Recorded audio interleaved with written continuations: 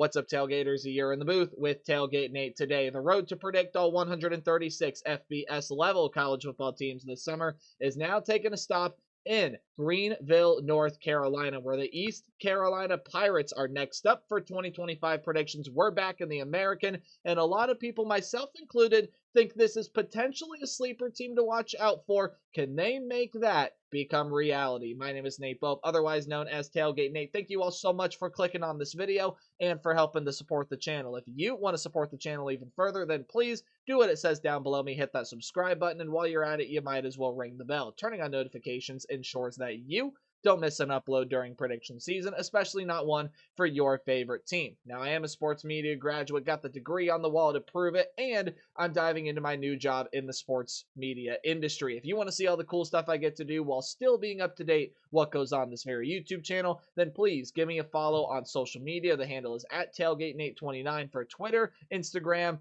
You can even email me, tailgatenate29@gmail.com. I want to thank you all so much for supporting and interacting with me and the channel in whatever way you may already be doing so. And with all that said and done and out of the way, let's talk about Blake Harrell and the East Carolina Pirates entering the 2025 season. 7-5 overall with a 5-3 record in conference, and this is an East Carolina team that took that big step last year, and a bunch of people believe, myself included, that if everything gets put together in the right way with this team, well, you have yourself a potential sleeper here in the American Athletic Conference. How do we do preview predictions here on the channel? Well, first off, it is now the American, not the American Athletic. I'm probably going to be correcting myself a couple times throughout this video. It is the American. They have rebranded. But preview predictions work like this. We go through a roster overview, offense here to the left, defense here to the right. At the end of the video, we are going to go through the East Carolina football schedule. I will give it a game-by-game preview and prediction, and this video overall is here to tell all of you what I think about the Pirates in 2025. Now, before we do get started, right down below me are returning production numbers. They are according to ESPN, and they factor in transfer portal additions, but only up to a certain percentage, and it's not very high. And even down below that, recruiting and transfer portal ranks for the class of 2025 are according to 24/7 Sports. With John David Baker as your offensive coordinator, we start talking about the East Carolina Pirates by mentioning this offense and Katin Houser, who is going to be returning and coming back to this offensive unit. The redshirt junior this year entered this season, or I should say last season, with 2,006 yards, 18 touchdowns, 11 interceptions. I was getting a little ahead of myself with right around 61% completion percentage. Now, it came out that he played a lot, if not the entirety of last season, with a broken wrist. And you did see Jake Garcia get a ton of playing time last year as well because of the issues with Houser. Garcia is no longer with the team and was right around a 1,500-yard passer.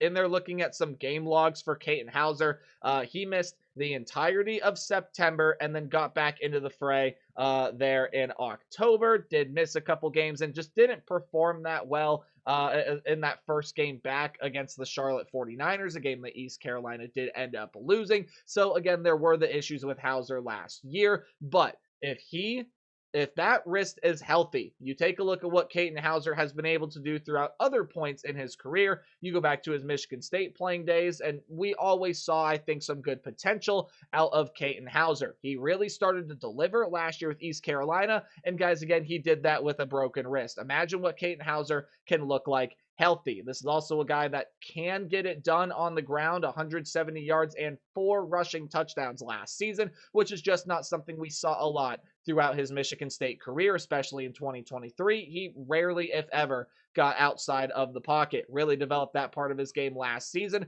Again, if healthy, especially that wrist, watch out for Katin Houser to be a very, very dynamite, or I should say a potentially dynamite quarterback in the American Conference. When you take a look at your running back room, Rajay Harris is going to be leaving that backfield. 1,166 yards and 11 rushing touchdowns for Harris last year. Is a really, really good player, was always a good player for East Carolina, and really emerged last season, had a career year, and he has used up eligibility and is now exiting this program. Very sad to see for him. He was a really good player and could have provided a ton to this offensive unit? Well, you still do have some good talent in this offensive backfield. London Montgomery and Marlon Gunn are going to be returners coming back. I put here Montgomery going to be the next lead guy, as that is what is projected on ourlads.com. But wouldn't surprise me to see a guy like Marlon Gunn get the majority of the carries this year, and transfers help make this room just a whole lot deeper. Parker Jenkins is a guy that's going to be transferring in from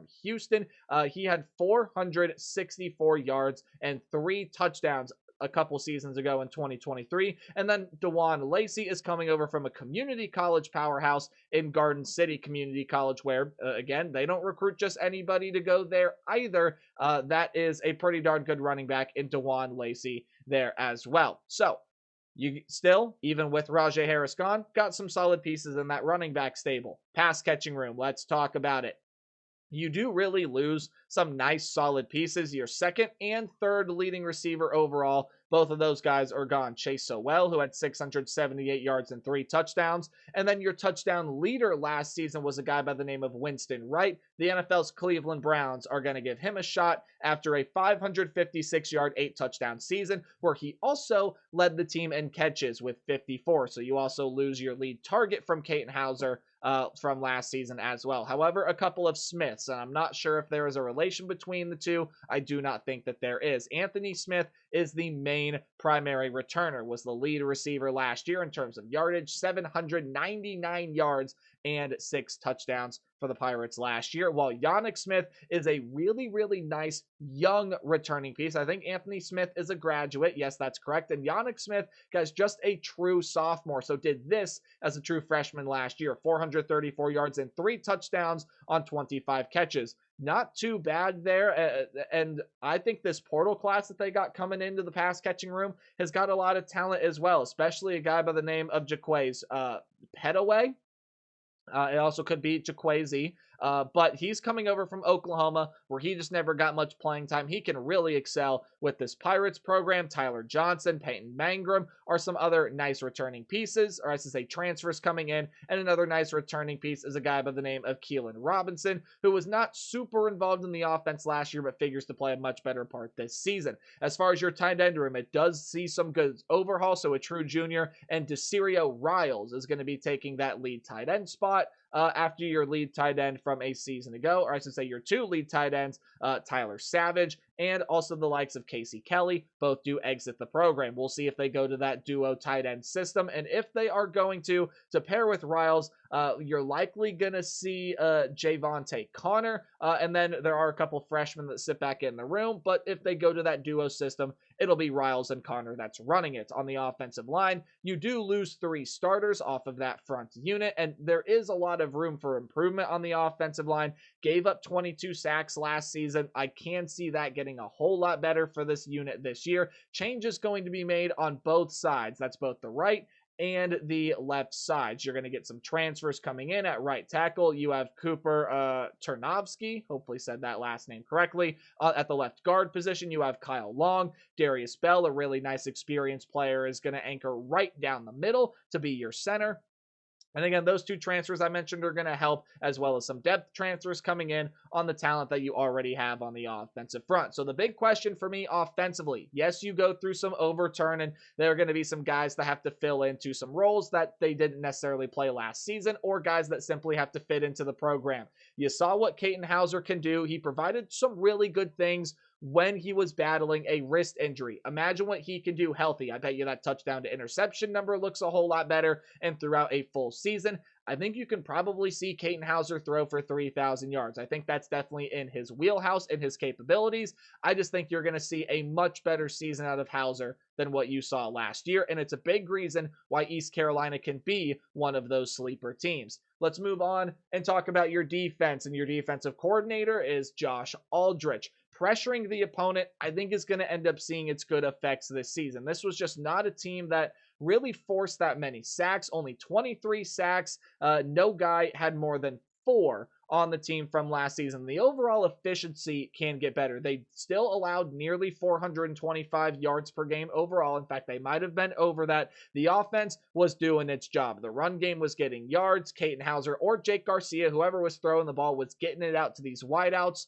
and tight ends to make some plays. The defense at times would not hold up its end of the bargain. Go back and take a look at that Charlotte game I mentioned earlier, where it was an ugly 55-24 splattering. It's games like that that East Carolina, if they want to be that sleeper team, and I think this team's got a real shot to get into the American Conference Championship game, they cannot have games like that. Really quickly, let's run through the talent. Your top 3 defensive line tacklers are all gone, and a lot of those guys were some of your better pass rushers last season as well. Going to be led by Chad Stevens. You're going to see him leave, as well as Deonta Jackson, and your sack leader in Elijah Morris, with 4 of those last season. Many new starters are going to be entering the mix, guys that were returning from last year's team that are just going to step up and play bigger roles, as well as some transfer portal pieces that are most likely going to end up providing depth, but all of them are going to be led by J.D. Lampley, who is the primary returning option on the defensive line this year. He will get outside and play on the defensive end, and again, a lot of experience, just going to step up and play bigger roles. Zion Wilson, Preston Carr, and at that rush position,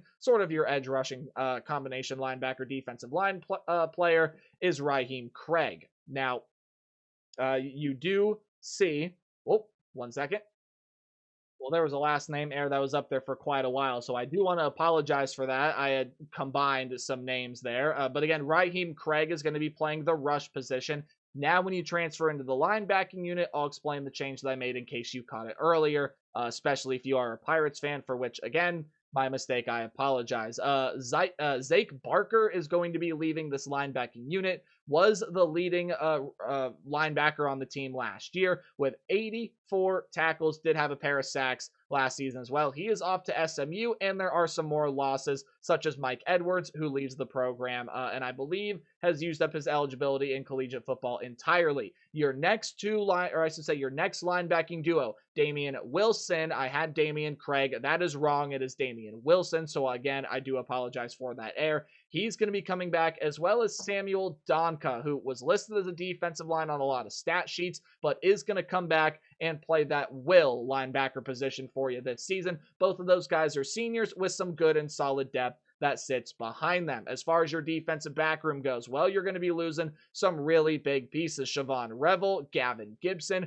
are 2 really, really talented ones. And then your lead tackler in Omar Rogers is also gone. He had 105 tackles along with a pick last year. Gibson with 3 interceptions, and Revel in the limited time that he got last year, I think due to some injuries and other factors, he did have 8 tackles and 2 interceptions, and again, the few games that he did play last year. But beyond anything else, is a really, really talented player. He is now with the NFL's Dallas Cowboys as a draft pick. So there are your secondary losses that are gone. As far as what comes back, well, Jamarly Riddle is a really good, really young piece. The true sophomore last year was also tied for that team lead with 3 interceptions. There's another true sophomore in Kavon Merrill that is going to come back to presumably play your nickelback position, and then the rest of the starters will be filled in by transfers. And there is some good experience that comes in through the portal, such as Tegan Wilk, who's coming over from Houston. Also, I believe formerly was at East Carolina, in a sense transferred back, so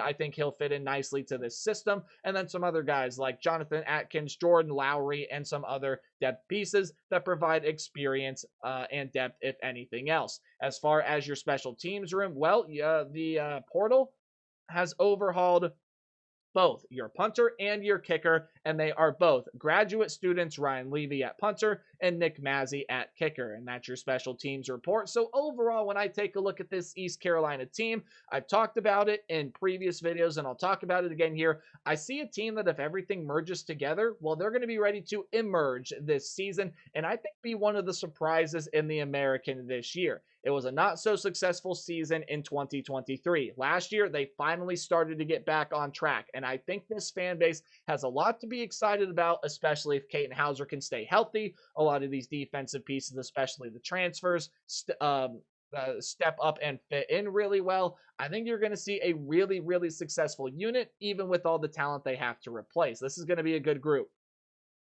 You see the East Carolina football schedule sitting right over here. But before we dive on into this, of course, we have to go through the numbers from FanDuel. Not me telling you to place your money. I'm no betting expert, but it does provide some nice, good context to how good the odds makers think East Carolina is going to be this season. That win total, the biggest thing to pay attention to with group of 5 teams. Obviously, they have to pass a lot of teams within their own conference and throughout the country to get into the college football playoff as the G5 representative, but they got to win their conference first. Plus 1,600, I believe, sits them as the 7th best odds to win this conference, certifying that they are that sleeper pick that could realistically make that run to the American Championship game. However, the road is not going to be easy, as there are a lot of talented teams on their schedule this year, and it starts out with a road game against the NC State Wolfpack. Now, these two teams faced off a couple years ago, and it was a thrilling battle, and I think we're going to get another one here this season in Raleigh, North Carolina.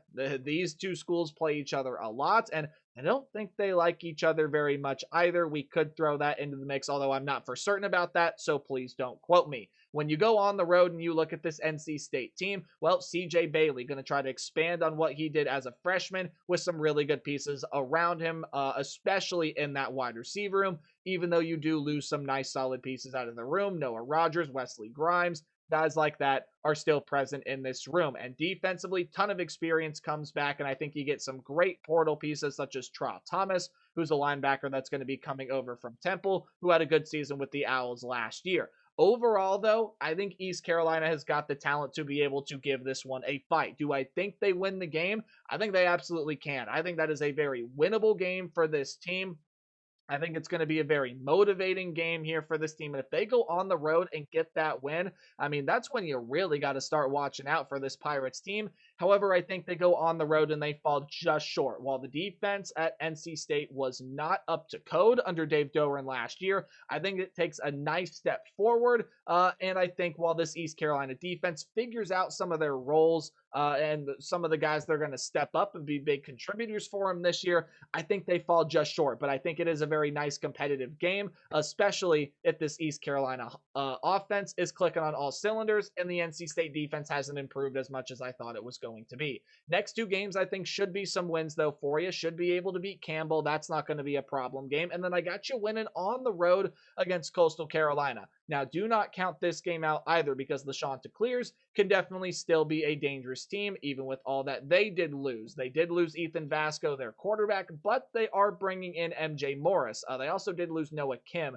there as well, but MJ Morris, Emmett Brown, Samari Collier, those are all guys that at one point or another, I believe, had some power for experience. Yes, that is correct, as Brown and Morris definitely both have, but then Collier was originally at Illinois before transferring over to a community college last season. Coastal Carolina still got some really good talent, especially some good pieces coming in offensively and defensively. I just think East Carolina is better. I like their thousand better. I like the overall pieces better, and I like the way East Carolina matches up with Chanticleers. Pirates to one. But then the schedule gets really tough. And this is, I think, a very important 3-game stretch. You want to try to, I think, get one here, but I think it's going to be difficult to do. However, BYU, still a very winnable game, especially now that Jake Retzlaff is gone. But what I've been telling people is Jake Retzlaff, while he was a good quarterback, there are enough pieces here on this BYU team to still be a really competitive bunch in the Big 12 Conference this season. LJ Martin going to be coming back at running back. I think he's really, really good. I think they got some really good wide receiver pieces coming back, as well as Tiger Bachmeyer, who's coming in through the transfer portal. Defensively, a lot of really good pieces, especially in that secondary, are coming back. And I think that's where BYU wins this game. That secondary, I think, is going to end up taking over here. And again, you love to see Power 4 teams go on the road and play these G5 schools, even though BYU not that far removed from being an independent themselves. I like Tanner Wall. I like Raider Demooney. I like Evan Johnson. I think all of those defensive back pieces will be too much for this East Carolina offense to overcome, as this is an offense that could very well be built on the pass this season, especially with the loss to Harris in that backfield. Not necessarily saying it's going to be their only offense, but it could be more pass heavy than it was last year. I like that secondary to shut down the passing attack, and the front lines of BYU will do enough to slow down what run game East Carolina has this season as well. Army, Tulane, I think they're both very, very talented teams. This is a Thursday game, so you're already getting a short week, but you get it at home. And Army is not going to be the same team that they were last season. You're going to be losing some really good pieces, most notably Bryson Daly at the quarterback position. He was American Offensive Player of the Year last year. Kanye Udo has transferred over to Arizona State. Some really other very talented offensive and defensive pieces are going to be gone, such as Elo Mendoza at the linebacker position. However, I think Army has got the skill and talent still necessary to be able to win this game.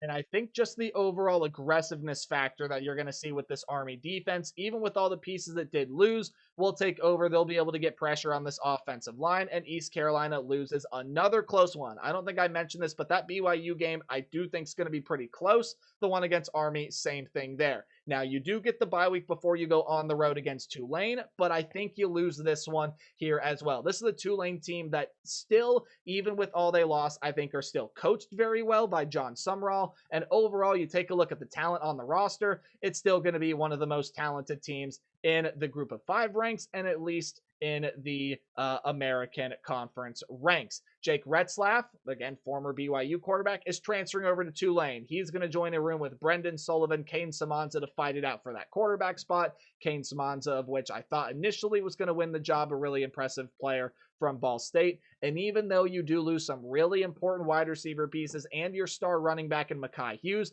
I think there's enough there to be a really, really good unit, as well as defensively. You bring in some really nice big-bodied defensive line transfers that I think, again, are really going to help you out here against this East Carolina team. I really like Tulane. I think they're coached well. You got to go on the road and play in Yulman Stadium. I don't think that's going to be an easy one for East Carolina. So you take a look here, Nate Sleeper team, you got them losing 3 straight. Well, now I have them winning 3 straight. In fact, it might even be 4 straight if I'm remembering my predictions correctly. You get that win at home against Tulsa. The Golden Hurricane are simply just not going to be very good. So that's an easy win for me. Same thing here with Temple after your second bye week, even though it is a road game and you did see East Carolina struggle in some spots like these last year. I think you're immediately going to get back to 500 with 2 wins here.